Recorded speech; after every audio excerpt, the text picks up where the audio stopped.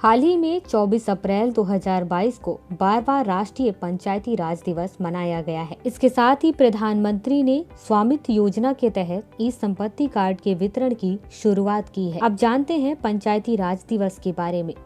पहला राष्ट्रीय पंचायती राज दिवस 2010 में मनाया गया था। तब से भारत में प्रत्येक वर्ष 24 अप्रैल को राष्ट्रीय पंचायती राज दिवस मनाया जाता है।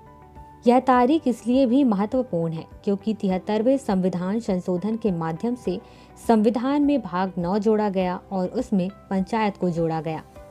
भारतीय संविधान के अनुच्छेद 40 में पंचायतों का उल्लेख किया गया है।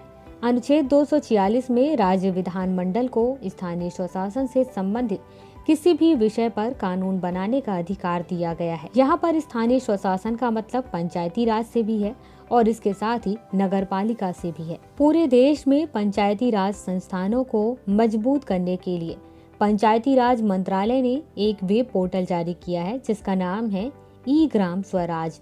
पंचायती राज व्यवस्था में सीटों का आरक्षण भी है।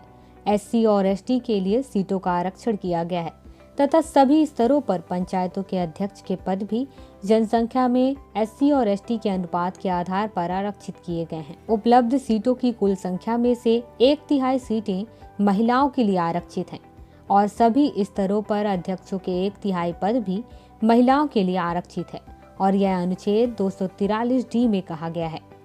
बात करते हैं कार्यकाल के बारे में, तो पंचायतों का कार्यकाल 5 वर्ष निर्धारित है, लेकिन कार्यकाल से पहले भी इसे भंग किया जा सकता है। पंचायतों के नए चुनाव उनके कार्यकाल के समय की समाप्ति या पंचायत भंग होने की तिथि या डेट से 6 महीने के भीतर ही करा लिए जाने चाहिए और यह संविधान के अनुच्छेद 243E में कहा गया है।